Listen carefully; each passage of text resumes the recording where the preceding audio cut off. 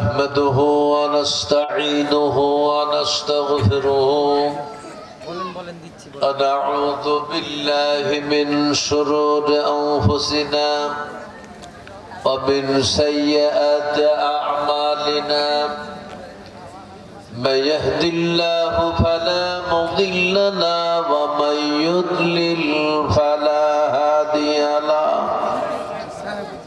ونشهد أن لا إله إلا الله وحده لا شريك له ونشهد أن سيدنا وحبيبنا مولانا محمدا عبده ورسوله الذي أرسله بالحق بشيرا ونذيرا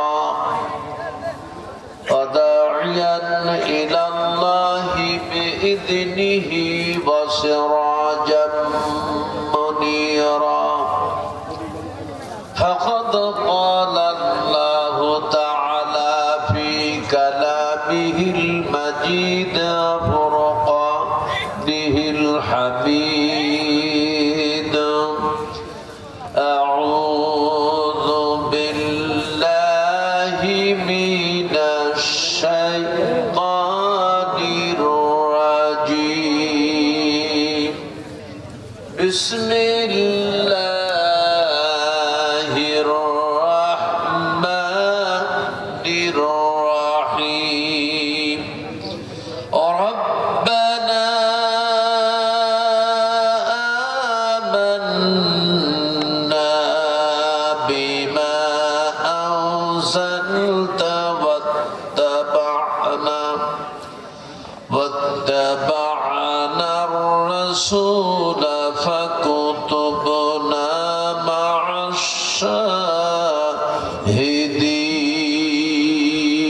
الشاهدين إن الله وملائكته يصلون على النبي يا أيها الذين آمنوا صلوا عليه وسلموا تسليما اللهم صل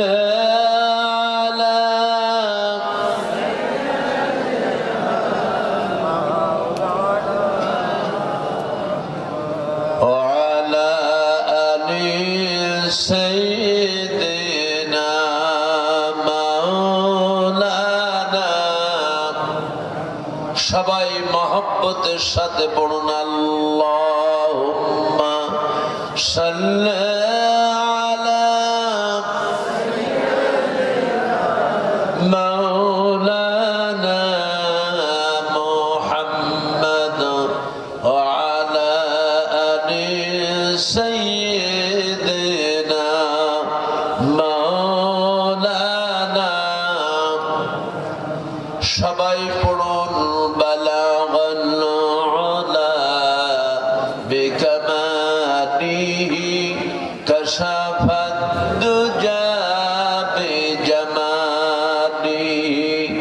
حسنت جميع خصاله صلوا عليه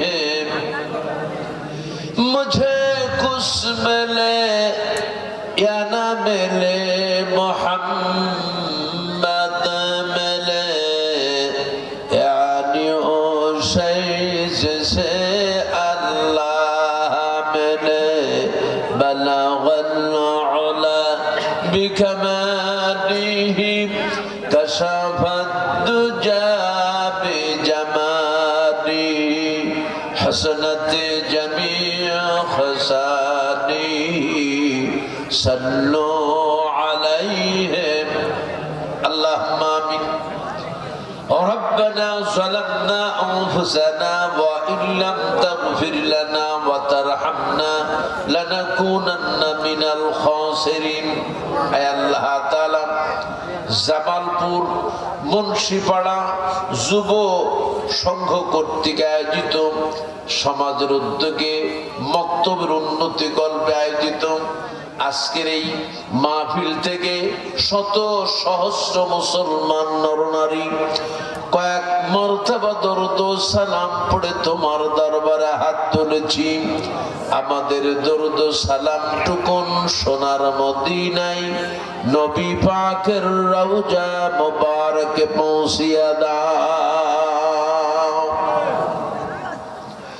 तमाम পৃথিবীর মাটির নিচে যত মুমিন মুমিনা শহীদ হয়েছেন মেহেরবান করে সব তুমি তাদের সকলের রূহ মুবারকে পৌঁছিয়ে দাও। ময়দানে যারা এসেছেন আর এখনো পর্যন্ত আসতে পারেন নাই, কিয়ামতের দিন মুসিবতের সময় এই মাহফিল আমাদের সকলের জন্য নাজাতের জরিয়া বানায়া দাও। আয় আল্লাহ, এই মাহফিল আয়োজন যারা করেছেন শোনার জন্য কষ্ট করে এসেছেন, আমাদের জনম দুঃখিনী মা বাবার কবর আযাব মাফ করে দিয়া কবর গুলাকে জান্নাতের বাগিচা বানায়া দেন। আয় আল্লাহ তাআলা, বিশেষ করে আজকের মাহফিলের প্রধান অতিথি আমাদের অত্যন্ত প্রিয় ভাজন ব্যক্তিত্ব, আল্লাহ যে আশা উদ্দেশ্য নিয়ে এখানে সমবেত হয়েছেন, আল্লাহ দিনকে বিজয়ের লক্ষ্যে আল্লাহ তুমি তাকে কামিয়াব দান করে দিও।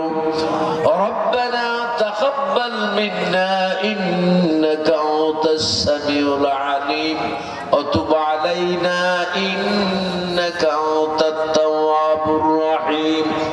সুবহানা রাব্বিকা রাব্বিল ইজ্জাতি আম্মা ইয়াসিফুন ওয়া সালামুন আলাল মুরসালিন আলহামদুলিল্লাহি রাব্বিল আলামিন।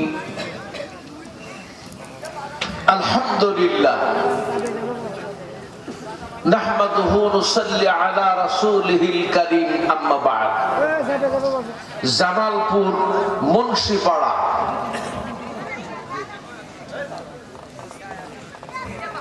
যুব মুন্সিপাড়া যুব সমাজের উদ্যোগে মক্তবের উন্নতি কল্পে আয়োজিত আজকের সভার সম্মানিত সভাপতি জনাব হযরত মাওলানা রফিকুল ইসলাম সাহেব, আজকের সভার সম্মানিত প্রধান অতিথি অধ্যক্ষ জনাব মাওলানা মোহাম্মদ নজরুল ইসলাম লেবু সাহেব,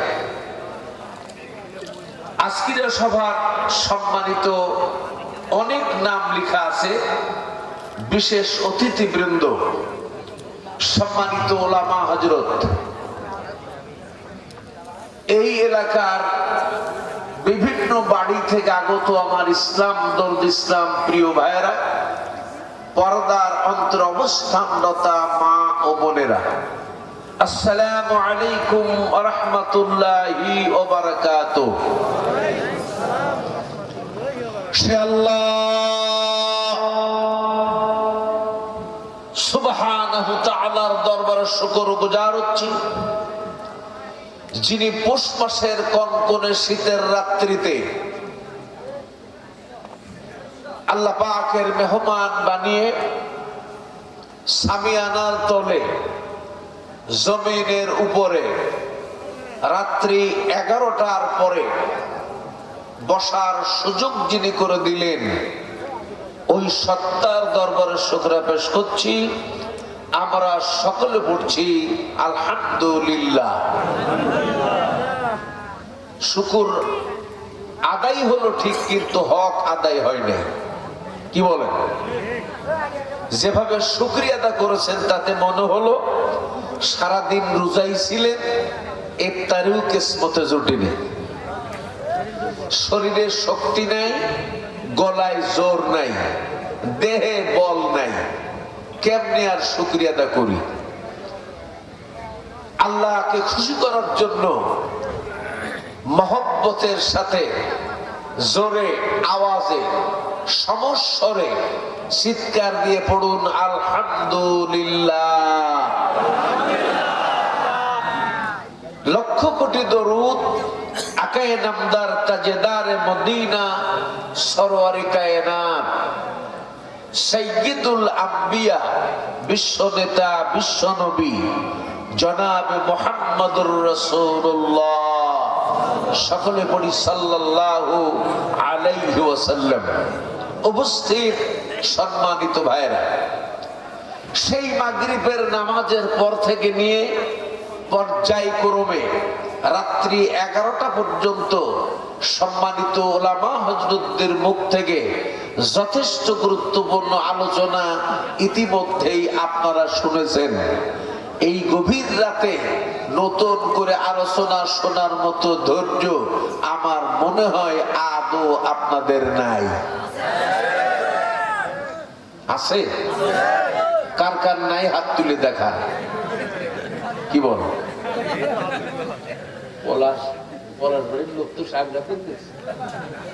একজনও হাত তোলে নেই। এখানে পাকা প্লেয়ার এগুলা আমার বন্ধুরা। তবে হ্যাঁ, আমি বেশি আয়াত পড়ি নাই, ছোট্ট এক খণ্ড, 3টা কথা আছে।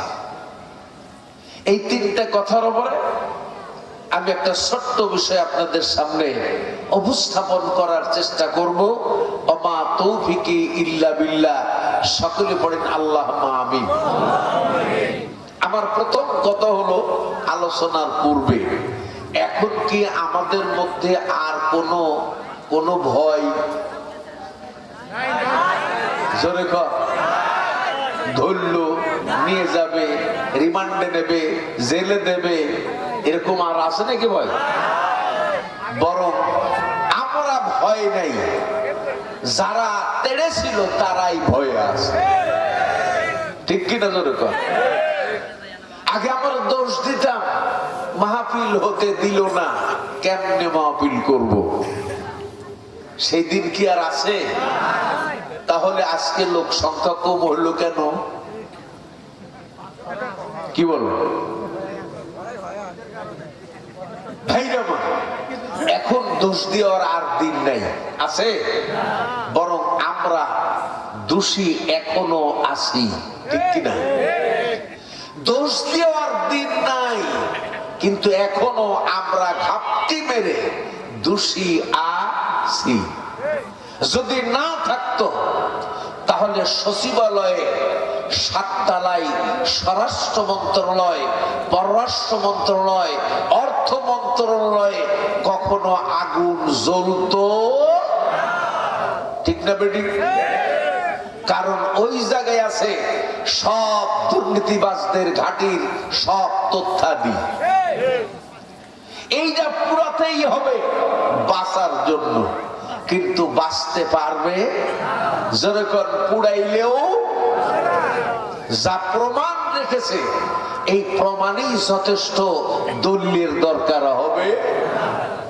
সুতরাং আপনাদেরকে খেয়াল রাখতে হবে, প্রস্তুত থাকতে হবে, নিয়ত পুরো রাখতে হবে এবং অটুট থাকতে হবে। যে কোনো সময় যে কোনো মোকাবেলার সম্মুখীন আমাদের হতে জোরে কর পারে না? পারে না? এই জন্য প্রস্তুত থাকতে হবে। শস্যার মধ্যেই জোরে কর কি আছে? ভূত আছে। এখনো স্বচ্ছ হয় নাই। স্বচ্ছ সেই দিন হবে, সেই দিন স্বচ্ছ সমাজ পাবো, স্বচ্ছ মানুষ পাবো, স্বচ্ছ দেশ পাবো, স্বচ্ছ প্রশাসন পাবো, স্বচ্ছ ব্যবসা পাবো, স্বচ্ছ সর্বক্ষেত্রে স্বচ্ছতা আমরা দেখতে পাবো এবং ভোগ করব যেই দিন আল্লাহর হুকুম এই জমিনে বাস্তবায়িত হবে। কারণ জমিনের মালিকানা কার? আসমানের মালিকানা কার? হায়াত মৌতের মালিকানা কার? রিজিক দৌলতের মালিকানা কার? সম্মান দেওয়ার মালিকানা কার? বেইজ্জতি করার মালিকানা কার? সেই আল্লাহ যদি কোনো কিছু দাবি করে, ওই দাবি পূরণ করতে আপনারা রাজি না নারাজ? কারা কারা রাজি আছেন হাতটা তুলে দেখান, ঠান্ডা হলেও হাতটা নামায়া ফেলেন। আল্লাহ রাব্বুল আলামিন বলেন, ইনিল হুকুমু ইল্লা লিল্লাহ। জমিন আমার, আসমান আমার, সবকিছুর মালিকানা আমার, হুকুমটা চলবে কার? আরো জোরে কর। সে আল্লাহর হুকুম জমিনে বাস্তবায়নের জন্য, জমিনে প্রতিষ্ঠা করার জন্য একটা সুন্দর সুষ্ঠু ব্যবস্থাপত্র আছে। সেই ব্যবস্থাপত্র অনুযায়ী আমাদেরকে প্রস্তুতি নিয়ে যদি আমরা সেই কাজ সংগঠিত করতে না পারি, ততক্ষণ পর্যন্ত আল্লাহর আইন জমিনে বাস্তবায়ন করা সম্ভব হবে সেই দিন খুব বেশি দূরে নয়। আমরা কি প্রস্তুত? আমরা কি রাজি আছি? আমরা কি তৈরি আছি? এর জন্য যে কোনো মোকাবেলার প্রয়োজন হলে আমরা মোকাবেলা করতে রাজি আছি ইনশাআল্লাহ। কারণ আল্লাহর কাছে প্রিয় হলো দুইটা জিনিস। কয়টা জিনিস? আল্লাহ রাব্বুল আলামিন বলেন, আমওয়ালিকুম ওয়া আনফুসিকুম যালিকুম খায়রুল লাকুম ইন কুনতুম তা'লামুন। আল্লাহর কাছে প্রিয় হলো দুইটা জিনিস। এক নম্বর হলো জান। এক নম্বর কি? মাইকে ডিস্টার্ব হচ্ছে। এক নম্বর কি? এক নম্বর হলো জান, দুই নম্বর মাল। আবার যদি ঘুরিয়ে ধরি, আল্লাহর ভাষায় এক নম্বর হলো মাল, দুই নম্বর হলো জান। জান এবং মাল আল্লাহ রাস্তায় খয়রাত করতে আমরা প্রস্তুত। আল্লাহ রাব্বুল আলামিন বলেন, যদি তোমাদের জান যায়, যদি তোমাদের দিনের ব্যাপারে মাল যায়, শুনে রাখো তোমাদের জান আর মাল আমি সাধারণ কোনো বিনিময় খরিদ করব না। আমি খরিদ করব এমন একটা বিনিময় যা শুনলে তোমরা খুশি হয়ে যাবে। আর এটাই হলো তোমাদের সকলের ইচ্ছা বা বাসনা পাওয়ার জন্য। সেটা কি?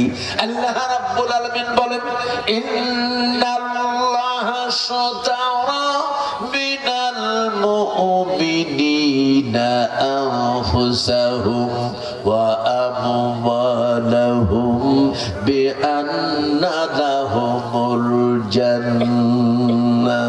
আল্লাহ পাক বলেন, মুমিনের জান আর মাল আমি খরিদ করি শুধু আমার জান্নাতের বিনিময়। এই জান্নাত পাইতে রাজি না নারাজ? আল্লাহ রাব্বুল আলামিন বলেন, জান্নাতটা কেমন তা একটুখানি শোনো। আমার আল্লাহ পাক বলছেন, জান্নাতিন তাজরি মিন তাহতিহাল আনহার। আমি তোমাদের জন্য সুখ স্বাচ্ছন্দ্যের জন্য বানায় রাখলাম জান্নাত, যার তলদেশ দিয়ে চার চারটা নহর প্রবাহমান থাকবে।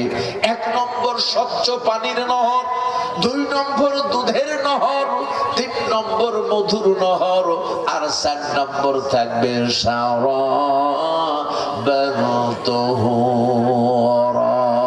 পবিত্র শরবতের নহর। জান্নাতের মধ্যে পুরো গদি থাকবে, সুন্দর রেশমি চাদর বিছানো থাকবে, সুন্দর সুন্দর ভরা পান পাত্র থাকবে। তোমাদের মাথার উপরে আমি আল্লাহ ছাদের সাথে সব জান্নাতি নিয়ামতগুলা ফল ফলাদি লটকায়া দেব। সমস্ত ফল ফলাদির শিকড় থাকবে, গুড়া থাকবে ছাদের সাথে, আর ফলগুলি তোমাদের মুখের উপর ঝুলন্ত অবস্থায় থাকবে। আঙ্গুর, বেদানা, নাশপাতি, মেওয়া, তারপরে আখরুন, যা তোমরা চাইবা সেই সব ফলগুলি ঝুলন্ত থাকবে। বান্দা যখন তোমাদের কোন ফল খাইতে মন চাইবে, তোমাদের হাত দিয়ে পারতে হবে না, দাঁত দিয়ে চাবানোর দরকার হবে না, শুধুমাত্র মনে মনে একটা বার খেয়াল করবে আমি আঙ্গুর খাবো, অটোমেটিক আঙ্গুরটা ছিঁড়ে এসে তোমার মুখের মধ্যে প্রবেশ করবে। চাপা লাগবে না, এমনি রসটা আনলোড হয়ে তোমার গলদেশ দিয়ে পেটে প্রবেশ করবে। শুধু তাই না, আমার আল্লাহর নবী বলছেন জান্নাতের ভিতরে এমন সব নিয়ামত তোমাদের জন্য প্রস্তুত করে রাখা আছে যা তোমাদের চোখ কোনোদিন দেখে নাই, যা তোমাদের কান কোনোদিন শোনে নাই, যা তোমাদের অন্তর কোনোদিন অনুধাবন করতে পারে নাই। বান্দা শুধুমাত্র তোমরা মনে মনে একটুখানি অনুশোচনা করবে, একটুখানি মনে মনে চাইবে, আমার আল্লাহ তোমাদের মুখ দিয়ে বলার আগেই তা প্রস্তুত করে তোমাদের দিয়ে দেবে। বলুন তো, জান্নাতের মধ্যে মানুষ প্রবেশ করবে, এরপরে আল্লাহ পাক জান্নাতীদের প্রশ্ন করবে, ও আমার জান্নাতীরা বলো তোমাদের যা দিতে চাইছিলাম তা কি তোমরা পাইছো? আর আমার দেওয়া নিয়ামতে তোমরা কি রাজি আর খুশি আছো? বলো দেখি, এরপরে আর কোনো কিছু তোমাদের চাহিদা আছে নাকি? এমন সময় সব জান্নাতীগুলি বলবে, রব্বুল আলামিন, তোমার কাছে আমরা যা চাইছি তাই পেয়ে গেছি, আমরা এমন কিছু চাওয়ার নাই, পাওয়ার নাই, আমরা পরিপূর্ণ হয়ে গেছি। আমার আল্লাহর নবী তাৎক্ষণিক এসে বলবেন, ইয়া আল্লাহ, এখনো আমার উম্মতের একটা অভাব রয়েছে। জোরে বলেন সুবহানাল্লাহ। যতক্ষণ পর্যন্ত সেইটা আমার উম্মত না পাবে ততক্ষণ পর্যন্ত তারা তৃপ্তি লাভ করবে না। আমার আল্লাহ বলবেন, দোস্ত বলো সেটা আবার কি? এবার আল্লাহর নবী বলবে, আমার উম্মতেরা জান দিয়েছে, মাল দিয়েছে, সময় দিয়েছে, শ্রম দিয়েছে, ইবাদত বন্দি করেছে, তোমার দিনের জন্য সব কিছু বিলাই দিয়েছে, শুধুমাত্র একটা নজর তোমাকে দেখার। একবার জোরে হবে না সুবহানাল্লাহ? আল্লাহ যতক্ষণ পর্যন্ত তুমি আমার উম্মতের সামনে আত্মপ্রকাশ না করবে, তোমাকে দর্শন না করবে, ততক্ষণ পর্যন্ত তারা পরিতৃপ্তি লাভ করবে না।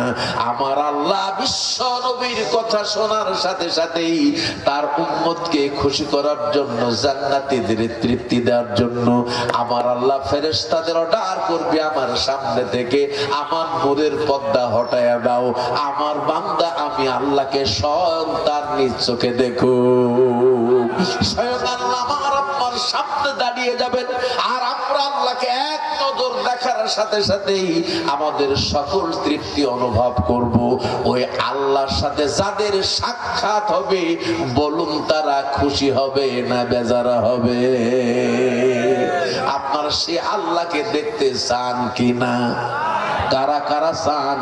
দুইটা হাত তুলে আল্লাহু আকবার বলে দেখা। নারায়ে তাকবীর, নারায়ে তাকবীর। আল কোরআনের আলো, আল হাদিসের আলো, কোরআন ছাড়া অন্য কিছু, আল্লাহর আইন চাই, আল্লাহর আইন চাই, শত লোকের শাসন চাই, আল্লাহর আইন চাই। আমার সাথে একমত আছেন না দ্বিমত? একমত সবাই? তাহলে আপনাদের এক আধ ঘন্টা বসে থাকতে হবে, পারবেন তো? পারবেন? পারবেন ইনশাআল্লাহ। তবে কথা হলো এই, সময়কালে উঠিয়ে দেন না, অনেক রাতে ওঠা। আমি যখন আলোচনা করব উঠা বসা করলে কিন্তু মোনাজাত করে দেবো। আমি কিন্তু আয়াতের কথা এখনো বলি নাই।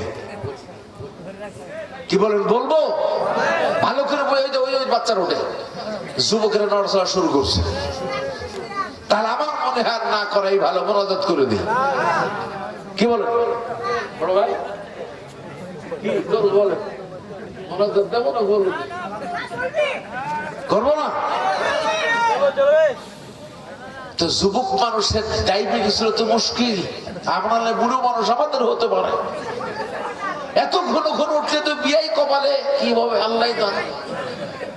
এখন আমার একটা ছোট্ট গল্প শোনাবো, শুনবেন? এই গল্পটা শোনেন, তাহলে আমার ওয়াজের মোট ভি আসবে। গল্পটা হইলো, এক মোটা গেছে ডাক্তারখানায়, যাই বলছো ডাক্তার সাহেব, বলে কি হলো? দিন দিন স্বাস্থ্য কমেই যাচ্ছে। দিন দিন স্বাস্থ্য বাড়েই চলছে, কমার জন্য একটু ঔষধ দেন। ডাক্তার দেহর দিকে দেখে মনে মনে করলেন, এইরকম বোল্ডার মার্কা দেহ বানাতে জন্মের খাওয়া মনে হয় খাই। তো প্রশ্ন করলেন, আপনি কেমন খাওয়া দাওয়া করেন?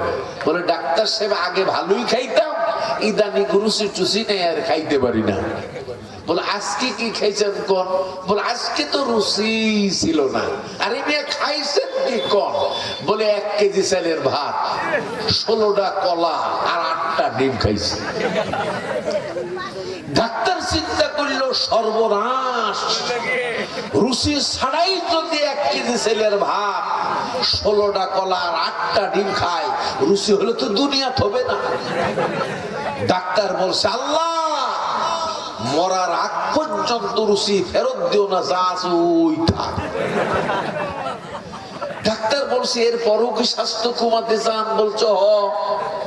বলে, আমার প্রেসক্রিপশন হলো সকালবেলা 1 রুটি খাবেন, রাতের বেলায় 1 রুটি খাবেন।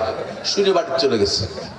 পরের দিন সকালবেলায় 1 কেজি চালের ভাত, 16টা কলা, 8টা ডিম, সাথে 2টা রুটিও নিয়েছে। এখন খাওয়ার সময় হঠাৎ মনে হলো, ও ডাক্তার না বলছে সকাল 1 রুটি, রাতের বেলা 1 রুটি, কিভাবে খাবো তা তো শোনা হয়নি। ও সব রেখে ডাক্তারের কাছে গেছে। যা বলছো, ডাক্তার সাহেব, আপনি না বললেন স্বাস্থ্য কমার জন্য সকালবেলা 1 রুটি, রাতের বেলায় 1 রুটি, এটা কি ভাত খাওয়ার আগে না ভাত খাওয়ার পরে? ডাক্তার কই, সর্বনাশ করছে। ডাক্তার বলছে, মিয়া, স্বাস্থ্য যদি কমাতে চাও দফা একটা ধরো।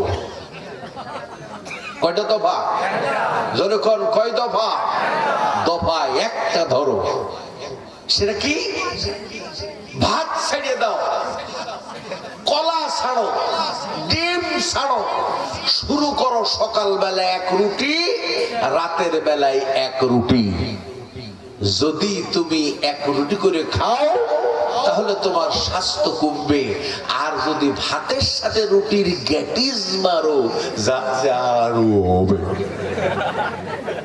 ঠিক কিনা? জোর তো ভাই, আমারও আপনাদের কাছে একটা দফা আছে, বলবো? যখন বলবো, দুনিয়ায় শান্তি, আখিরাতের মুক্তি দরকার আছে না নাই? কারা কারা চান? হাত তুলবেন না, আল্লাহু আকবার বলুন, আল্লাহু আকবার। দুনিয়ায় শান্তি, আখিরাতের মুক্তি, কোন বাদ, কোন মতবাদ, কোন ইজম, কোন আদর্শ, কোন মতাদর্শ জমিনে দিতে পারবে না।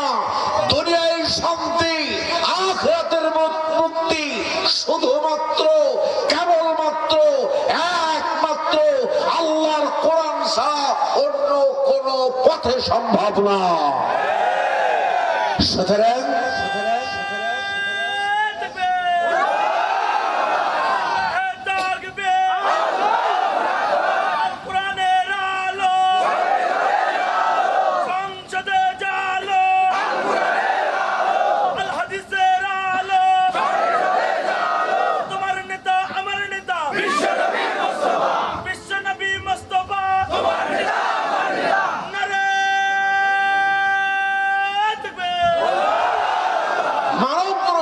সকল আইন, সকল বাদ, সকল মতবাদ অরিজিনালি আল্লাহর নজরে সব বরবাদ।